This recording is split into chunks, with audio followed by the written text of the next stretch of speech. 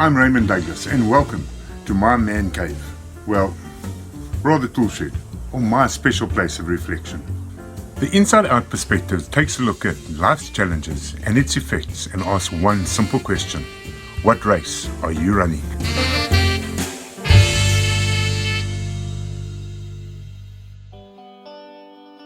Good morning and welcome to another episode of the Inside Out Perspective. And a couple of great things have happened in the last couple of days. The first thing is yesterday Dan Brubaker came out with episode 2 in Variant Qurans, which I'm going to address. But the key thing which I want to talk about today is how do we respond to the rebuttal of this evidence of Dr. Dan Brubaker and the likes of J. Smith, etc., etc. And that's a very key thing because we need to address that. Let's quickly have a quick look at what this new evidence is, what Dr. Dan Brubaker's brought out. In the description box is a link to David Wood's video this morning, and I think it's an excellent little summary of what has happened and relating to this episode of Dr. Dan Brubaker as well. So have a look at that as an extra reference, but let's have a look what Dr. Brubaker came up with yesterday. So please note this manuscript, what he's using here is dated at approximately in the 8th century. It comes from Qatar and it's held in the Islamic Art Museum in Qatar. So it's a relatively, or one of the earlier sources, and one of the 63 manuscripts that make up what Islam claims to be the perfect Quran. This is only 11 folios though, it's not a complete Quran, so it's considered a fragment. But you can see here a number of errors and additions and erasers going through this whole, and this is on a single page. What's important about this is the last point which Dr. Brubaker comes up with.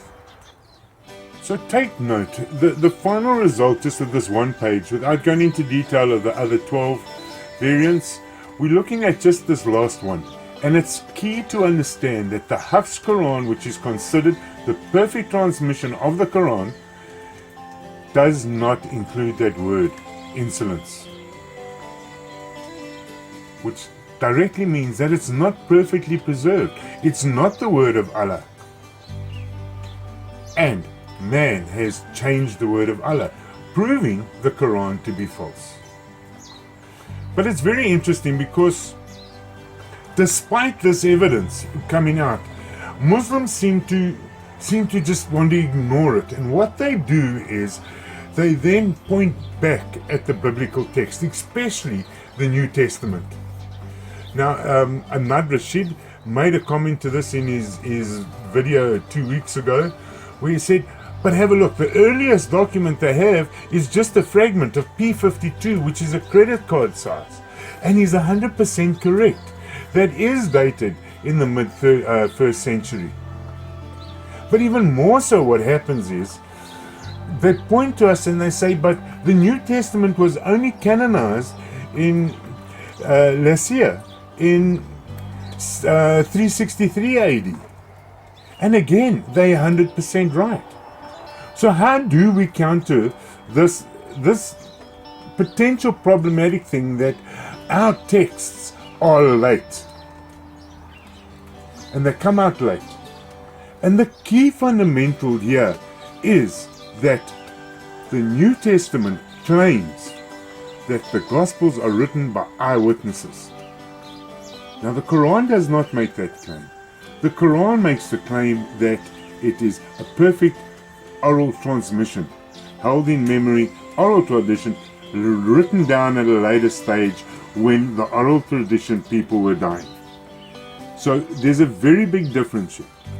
So how do we know? How can we be certain that between the death of Jesus and 363 AD, that Luke, for example, is being honest and truthful about what he's writing, and he's not a fictitious character from the 3rd century? Now, to do that, first of all, we're going to ask, the question is, why don't we have manuscript evidence earlier? To understand this, we must understand that at the time of Jesus, the written material or written sheets of paper were papyrus, and not vellum, which was developed later. Due to the expense and uses of vellum, far more valuable to use for like sandals, for example. And papyrus also deteriorates very quickly. Generally, it's accepted that a papyrus document will be destroyed within 100 years.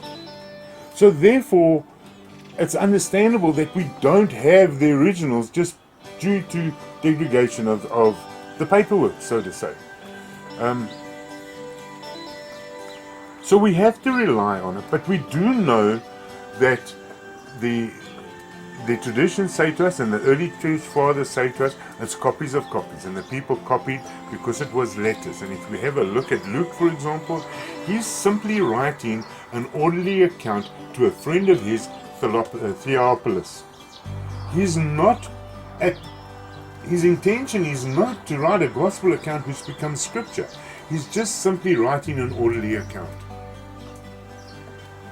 So let's have a look at some of the key fundamentals which we can take home from the text, that we can be certain that Luke is an eyewitness or historian of the eyewitnesses at the time of Jesus' death and resurrection, or contemporaries to the eyewitness people.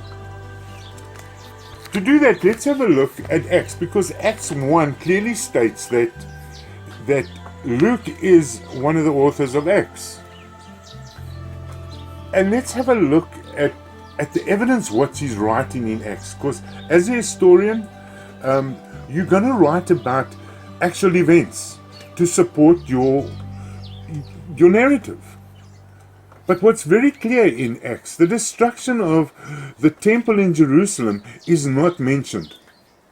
So therefore we can infer, firstly, that Luke must have written Acts before the destruction of the temple, which then infers that because he also doesn't talk about or write about the siege of Jerusalem by the Romans, must have been a year earlier. So we can clearly understand that Luke or Acts must have been written before 69 AD. But then we can have a look at other things, because there's a good account in Acts of the stoning of Stephen.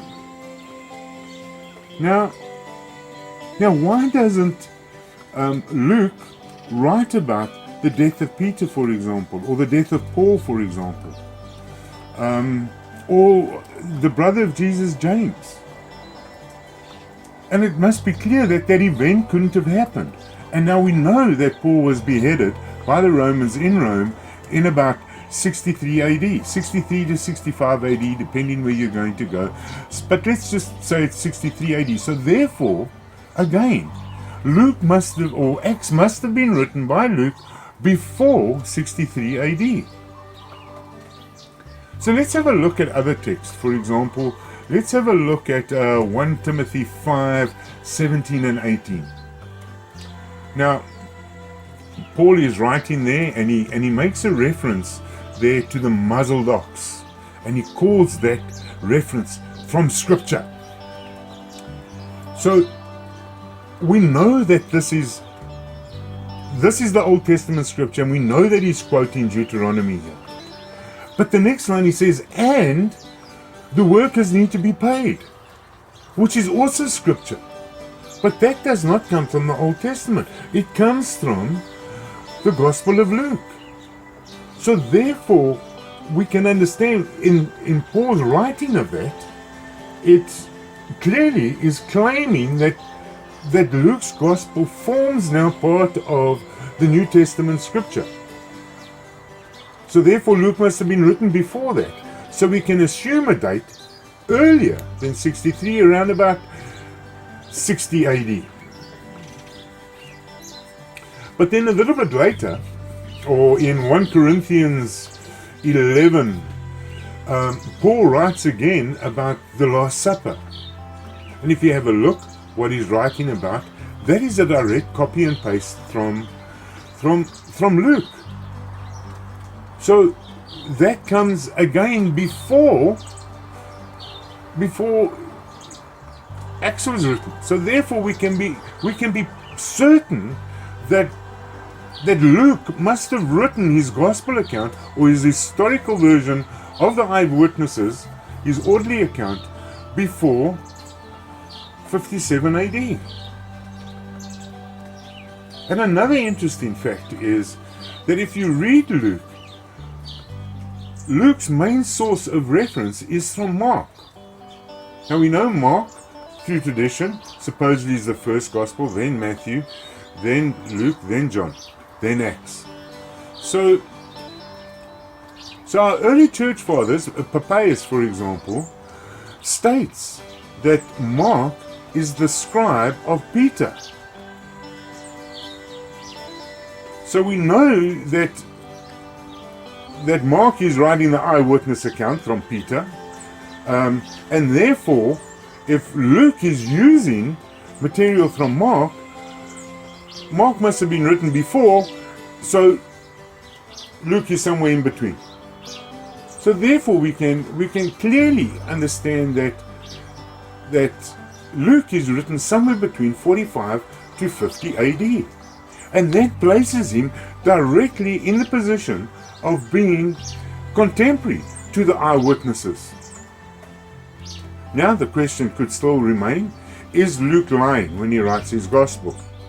Well, I think we should take that to another episode, because there is evidence outside of the biblical narrative where we can understand and find the truth of what is actually written in the Gospels.